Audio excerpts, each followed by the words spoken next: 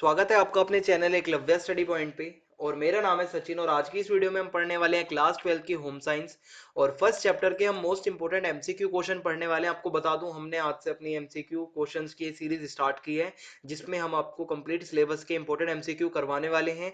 आपको पता होगा बोर्ड एग्जाम में अब की बार एमसीक्यू क्वेश्चन बहुत सारे पूछे जाएंगे आपसे, तो आपकी अच्छी प्रैक्टिस हो जाएगी इस सीरीज के अंदर। तो वीडियो को एंड तक देखना और कोशिश करना कि आप भी क्वेश्चन के आंसर दे पाओ, आपको पता हो आपके दिमाग में। आगे बढ़ते हैं।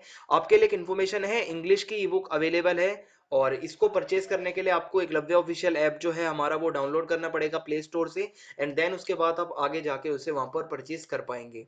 आप मुझे इंस्टाग्राम पे फॉलो कर सकते हैं, मेरा यूजर नेम आपके सामने है। आपकी कोई भी प्रॉब्लम हो तो आप मुझे वहां पे आके बता सकते हैं। तो सबसे पहले मैं आपको बता दूं मल्टीपल चॉइस क्वेश्चंस होंगे इसके अंदर, जिसके चार चार ऑप्शन होंगे, क्वेश्चन पूछा जाएगा, आपको पता ही होगा। तो अब आपको क्या करना है, आपको मैंने चैप्टर पढ़ाया हुआ है पहला, आपके दिमाग में याद होने चाहिए क्वेश्चन, ठीक है। हो सकता है मैं अंदर से एक आधा क्वेश्चन पूछ लूं जिसका आंसर आपको फिर कमेंट बॉक्स में बताना पड़ेगा। तो आप तैयार रहना। स्टार्ट करते हैं। पहला क्वेश्चन है आपके सामने, ऐसा कार्य जो धन कमाने की दृष्टि से किया जाए उसको हम क्या कहेंगे। ठीक है, पहला क्वेश्चन आपके सामने है, ऐसा कार्य जो धन कमाने की दृष्टि से किया जाए उसको हम क्या कह सकते हैं। ऑप्शन ए है जीविका, क्या हम उसको जीविका कहेंगे। ऑप्शन बी है अर्थपूर्ण, ऑप्शन सी है नौकरी और ऑप्शन डी है कैरियर। तो आपको बताना है कि ऐसा कार्य जो कि धन कमाने की दृष्टि से किया जाता है उसको हम क्या कहते हैं। क्या उसको हम जीविका कहेंगे या अर्थपूर्ण कहेंगे या नौकरी कहेंगे या कैरियर कहेंगे। तो इसका जो करेक्ट आंसर हो जाएगा वो होगा नौकरी, क्योंकि नौकरी को हम जॉब कहते हैं और जॉब ऐसा कार्य होता है जो कि हम धन कमाने के लिए करते हैं। तो समझ में आ गया आपको। आगे बढ़ते हैं। सेकंड क्वेश्चन है, डैश अनेक लोगों के लिए आजीविका का साधन है। अब आपको बताना है कि आजीविका का साधन क्या है। ठीक है, अनेक लोगों के लिए चार ऑप्शन होंगे, आपको बताना है इनमें से कौन सा अनेक लोगों के लिए आजीविका का साधन है। ऑप्शन ए है धन, क्या धन है। ऑप्शन बी है कार्य, ऑप्शन सी है जीवन स्तर और ऑप्शन डी है कौशल यानी कि स्किल्स। तो इन चारों में से मैं आपको बता दूं जो आपका करेक्ट आंसर होगा वो होगा कार्य, क्योंकि जो वर्क हम करते हैं, मैंने आपको चैप्टर में पढ़ाया था कि जो कार्य होता है वो बहुत लोगों के लिए आजीविका का साधन होता है। हमारे भारत में लोग मतलब बहुत पुराने टाइम से अलग अलग आजीविका में मतलब जुड़े रहे हैं। तो आपको बता दूं जो कार्य होता है यानी कि जो भी कोई वर्क होता है वो बहुत सारे लोगों के लिए एक आजीविका का साधन होता है। आगे बढ़ते हैं। थर्ड क्वेश्चन है, सेक्स डैश से संबंधित है जबकि जेंडर डैश पहचान पर आधारित है। अगर आपको याद हो तो मैंने कहा था ये टॉपिक बहुत इंपॉर्टेंट है। फर्स्ट चैप्टर जब मैंने आपको पढ़ाया था जेंडर और सेक्स में आपको मैंने डिफरेंस बताया था। तो अब आपके सामने ऑप्शन दे रहा हूं, आपको इस पे फिट करके देखना है कि कौन सा इसमें सही बनेगा और कौन सा सही है। पहला ऑप्शन है अनुवांशिकी और सामाजिक, यानी कि इसको जब हम रीड करेंगे तो हम पढ़ेंगे सेक्स अनुवांशिकी से संबंधित है जबकि जेंडर सामाजिक पहचान पर आधारित है। और ऑप्शन बी है सामाजिक और अनुवांशिक, तो इसको हम पढ़ेंगे तो सेक्स सामाजिक से संबंधित है जबकि जेंडर अनुवांशिक पहचान पर आधारित है।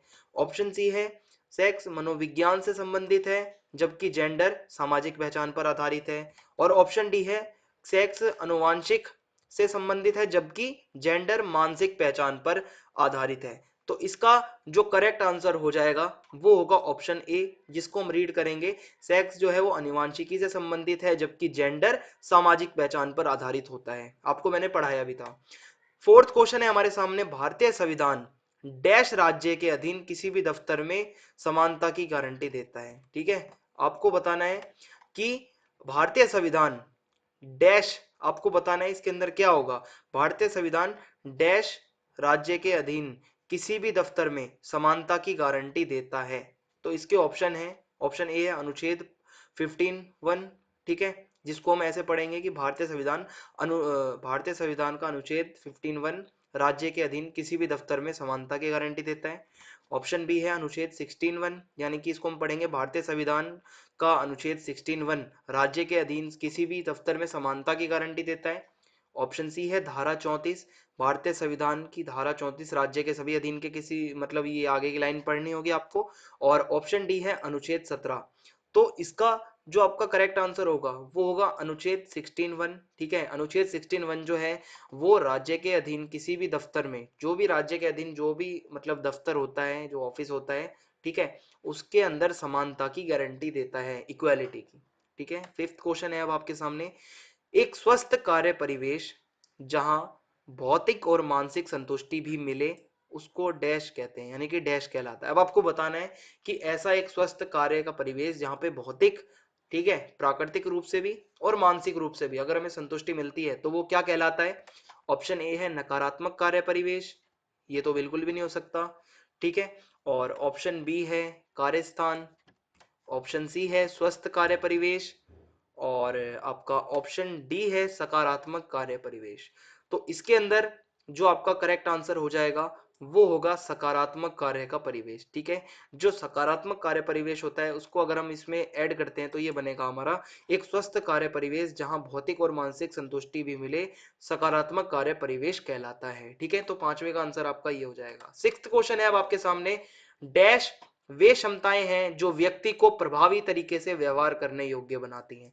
आपको मुझे इसका आंसर कमेंट बॉक्स में बताना है कि डैश के अंदर क्या आएगा। मैं आपको ऑप्शन बता रहा हूं, आप मुझे इसका आंसर बताना फिर सही कौन सा है। ऑप्शन ए है जीवन कौशल, यानी कि जीवन कौशल वे क्षमताएं हैं जो व्यक्ति को प्रभावी तरीके से व्यवहार करने योग्य बनाती हैं। ऑप्शन बी है स्वभाव, स्वभाव वे क्षमताएं हैं जो व्यक्ति को प्रभावी तरीके से व्यवहार करने योग्य बनाती हैं।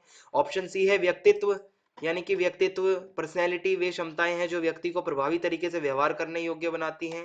ऑप्शन डी है योग्यता, योग्यता वे क्षमताएं हैं जो व्यक्ति को प्रभावी तरीके से व्यवहार करने के योग्य बनाती हैं। इसका आंसर मुझे कमेंट बॉक्स में आपसे चाहिए, आपको बताना है कौन सा ऑप्शन सही होगा इसका, फिर मैं देखूंगा कि किसने आंसर सही दिया है। सेवंथ क्वेश्चन है, बुनाई एक डैश उद्योग है। अब आपको बताना है कि बुनाई कैसा उद्योग है, पारंपरिक उद्योग या फिर कुटीर उद्योग या फिर सार्वजनिक उद्योग या फिर उपरोक्त सभी। तो आपको बताना है कि जो बुनाई का कार्य होता है वो किस प्रकार के उद्योग के अंदर आता है, वो होगा आपका कुटीर उद्योग, ठीक है। जो कुटीर उद्योग होते हैं उसके अंदर आपका बुनाई का काम आता है।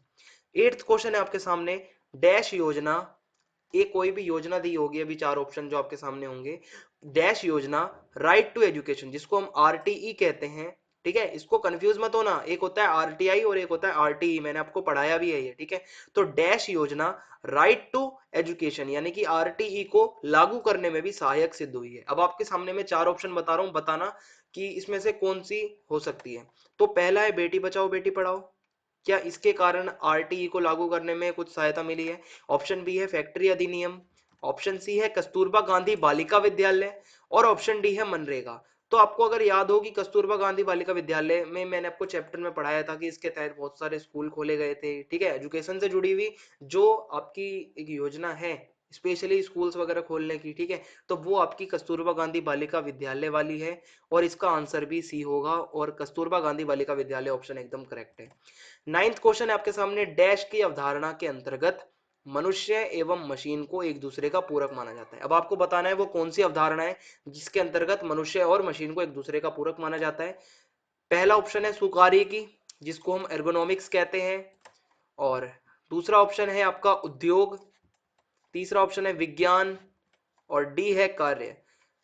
यानी कि अगर हम इसको पढ़ते हैं तो देखो, अर्गोनॉमिक्स की अवधारणा के अंतर्गत मनुष्य एवं मशीन को एक दूसरे का पूरक माना जाता है। अगर आपको याद हो तो मैंने अर्गोनॉमिक्स का टॉपिक अलग से पढ़ाया था आपको, और उसमें यही बताया गया था। तो इसका करेक्ट आंसर जो है वो ए हो जाएगा, हम बाकी पे नहीं जाएंगे, ए इसका करेक्ट आंसर है।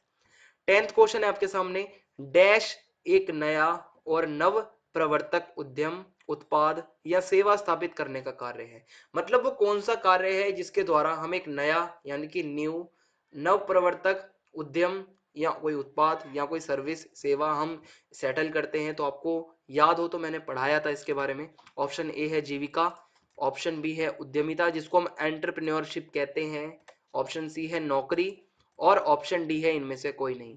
तो अगर आपको अच्छे से याद हो तो मैंने एंटरप्रेन्योरशिप का जो टॉपिक पढ़ाया था उसमें इसमें क्लियर लिखा गया था कि एंटरप्रेन्योरशिप एक नया और एक नव प्रवर्तक उद्यम या उत्पाद या सेवा स्थापित करने का कार्य होता है, ठीक है। तो जिसमें हर कोई अपना स्टार्टअप लगा सकता है। तो इसका करेक्ट आंसर आपका बी हो जाएगा, जो कि है उद्यमिता, जिसको हम कहते हैं एंटरप्रेन्योरशिप। आपको बताना चाहूंगा जो हमारा एकलव्य ऑफिशियल ऐप है उसके अंदर हम आपको होम साइंस के एमसीक्यू क्वेश्चंस कुछ और भी देंगे, जिसको जाके आप वहां पे क्विज के तौर पे अपने आप को टेस्ट कर सकते हैं। काफी ज्यादा इंटरेस्टिंग रहेगा वो भी। तो ठीक है, आपको वो मोबाइल ऐप के अंदर मिल जाएंगे क्विज। बाकी हमारे अभी पोल साइंस के क्विज चल रहे हैं, उसके अंदर हिस्ट्री के चल रहे हैं, इकोनॉमिक्स के चल रहे हैं, ज्योग्राफी के चल रहे हैं आपके, और आने वाले टाइम पे हम और भी लाएंगे आपके लिए। तो आप जाके वहाँ पे होम साइंस का जो एमसीक्यू का जो क्विज होगा उसको आप जरूर अटेम्प्ट करना, अपनी नॉलेज को एक बार आप चेक करना। तो इस वीडियो में इतना ही। आपको कमेंट बॉक्स में ये जरूर बताना है कि वीडियो कैसी लगी, और आपको अपना आंसर भी देना है जो क्वेश्चन मैंने आपसे पूछा था। चैनल को सब्सक्राइब करना बिल्कुल भी ना भूलें, बेल आइकन दबा दें ताकि आने वाले वीडियोस के अपडेट आपको मिलते रहें। जय हिंद, जय भारत, धन्यवाद।